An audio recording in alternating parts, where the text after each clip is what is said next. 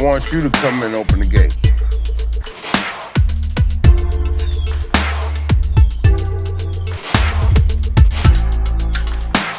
Go praise him, tell him good boy. Then walk away.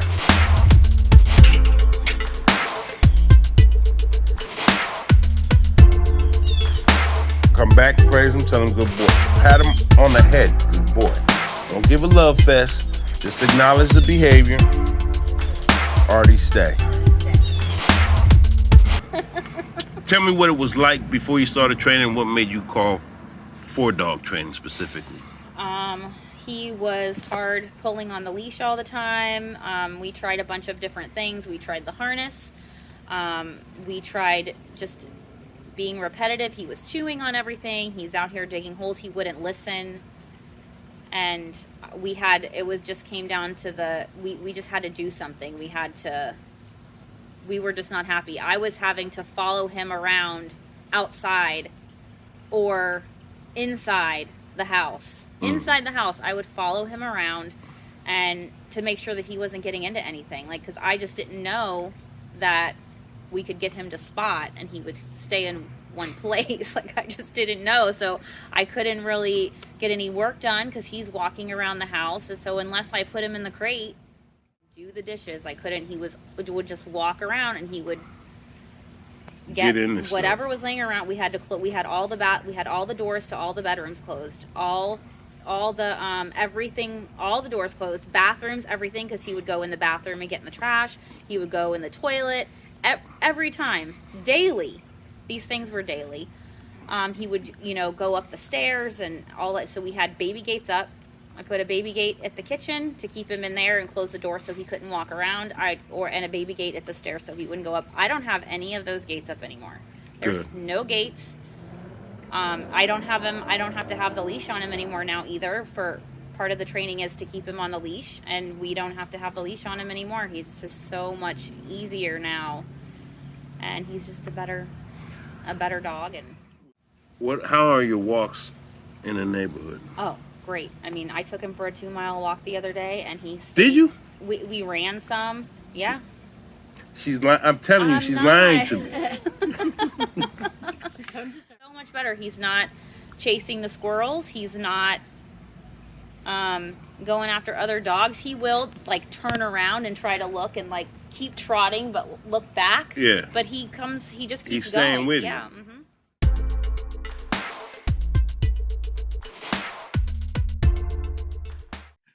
Michaela. But Jay, What's up? Okay, let's just say, so I do all the things, but I still can't leave him anywhere. Other people don't like the e-collar. They don't want to use it. I know he needs it because I know him and he's much better and improved since he's had the training with you. But if I take him somewhere to have someone watch him, the lady was like, oh, well, I dropped him off on Friday. She said, I'm a trainer. I've had him before.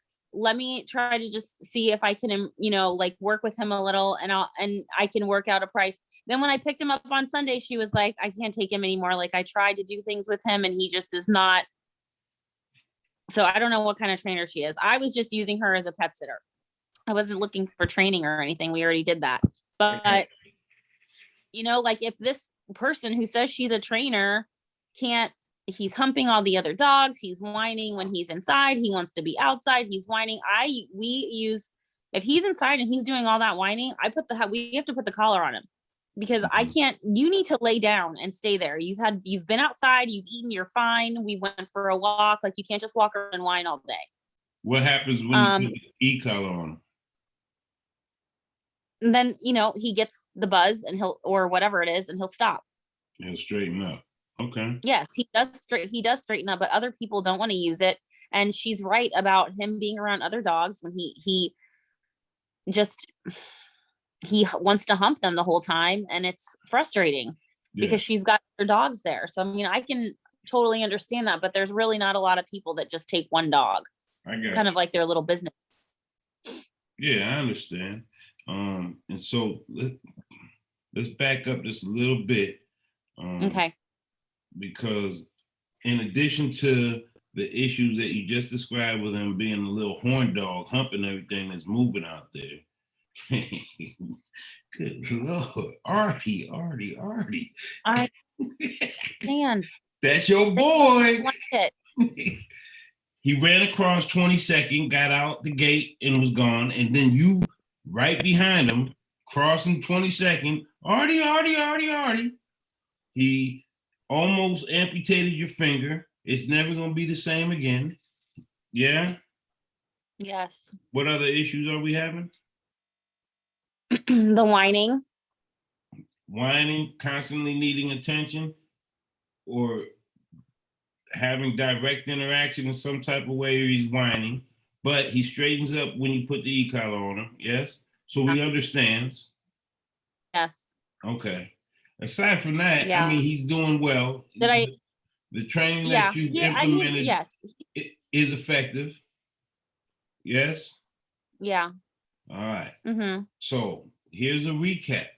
And I'm telling you, you're gonna receive it different, having gone through the experiences of the training process.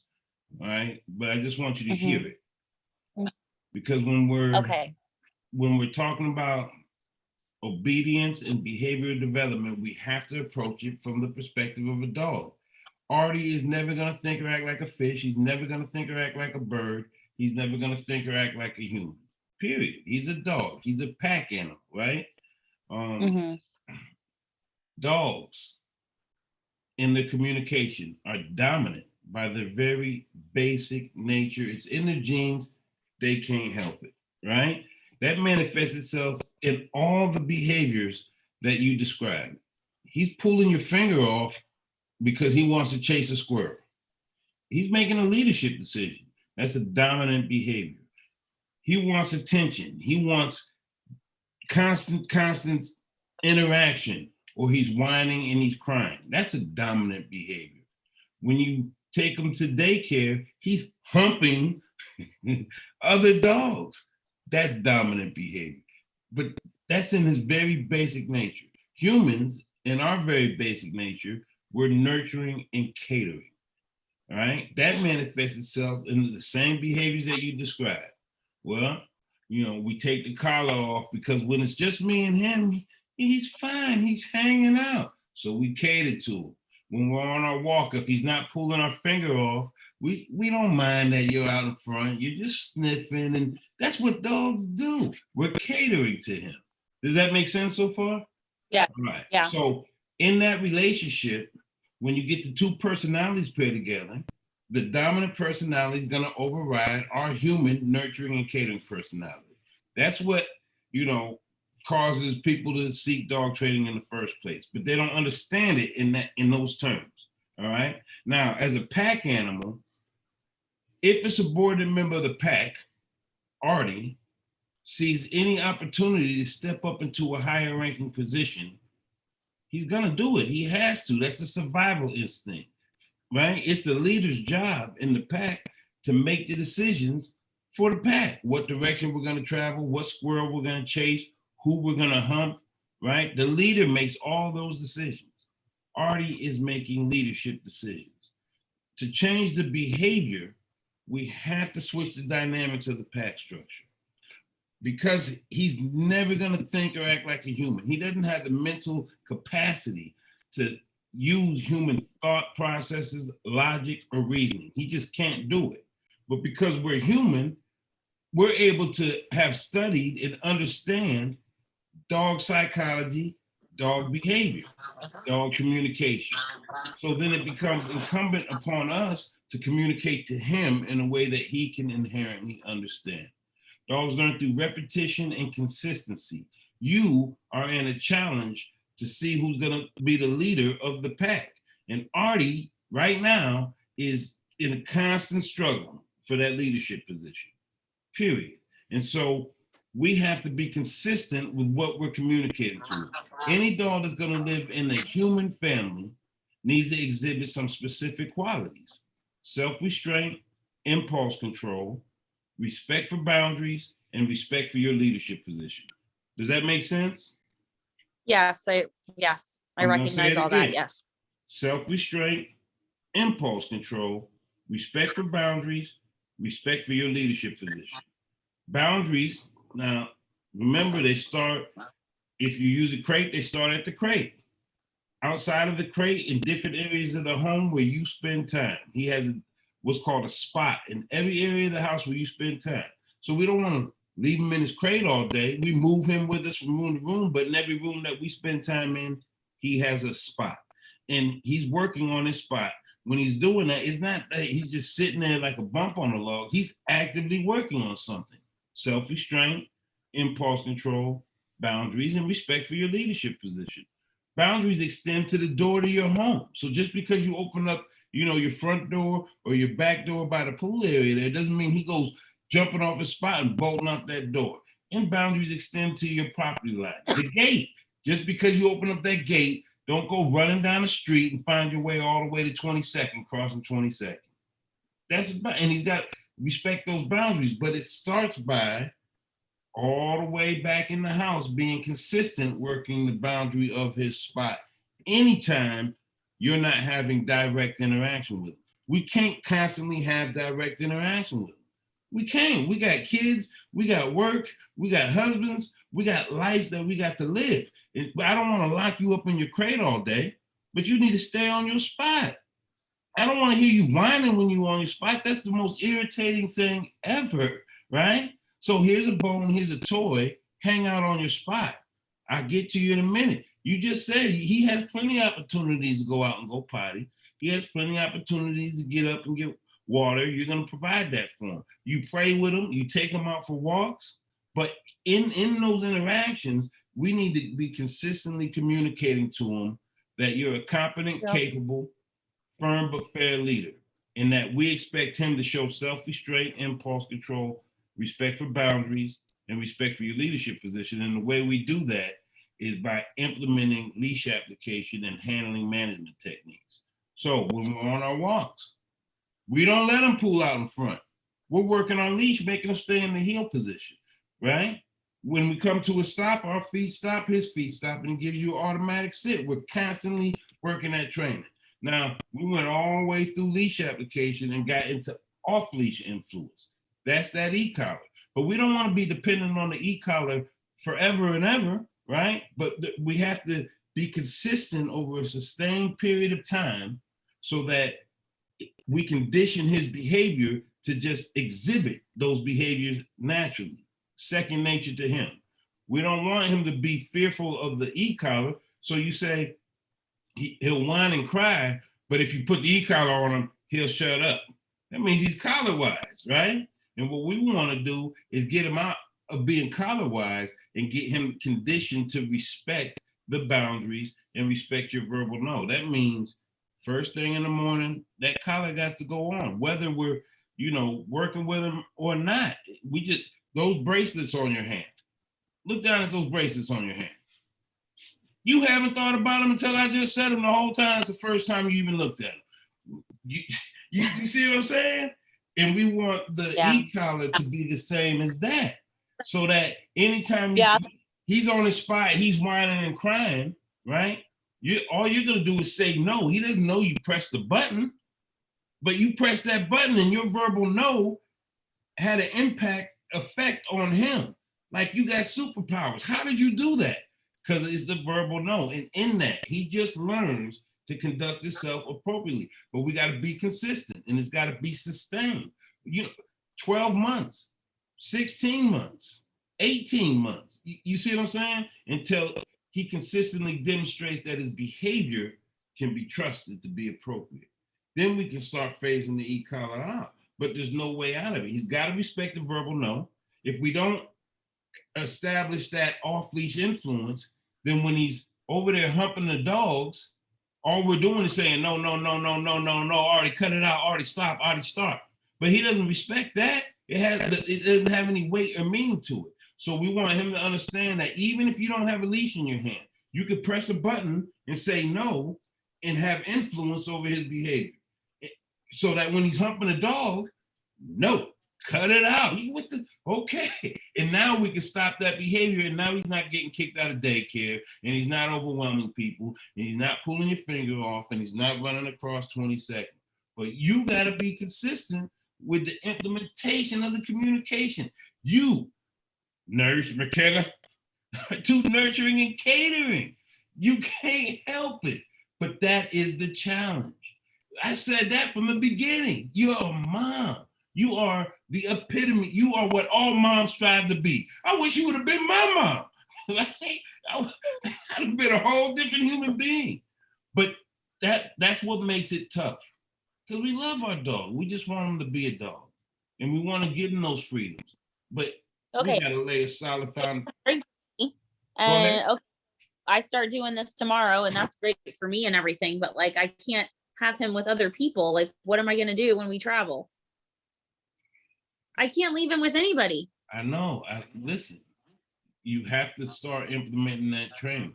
Had you been consistent from when we, here's your correction, it's coming. I don't care about you sticking your lip out and none of that. I don't care about that. Cut it out. Had you been consistent since way back when we first started training, up until this point now, you'd be able to leave them with anybody. You'd be able to send them to daycare. You wouldn't be having these issues. You'd have 10 fingers instead of 9. But you see what I'm saying? So it comes down to, today, no, you can't because he's too much of a disruption. But you got to start somewhere. Why not start today and start being consistent? And then in 2 weeks, in 3 weeks, you see what I'm saying? I'm not worried about, because other people don't understand the implementation of the tools. That's why they got a bad rap, because so many people don't understand the proper implementation of the tools. They call a training collar a choke collar. And they put it on wrong and choke the dog. No good. We don't do that. They'll call an e-collar a shock collar because they'll turn it all the way up and zap the bejesus out their dog. No good. We don't do that, but people don't understand that. I'm not worried about what they understand or not. What I'm worried about is the health and well-being of our boy Artie. We can't have him running across 22nd Street.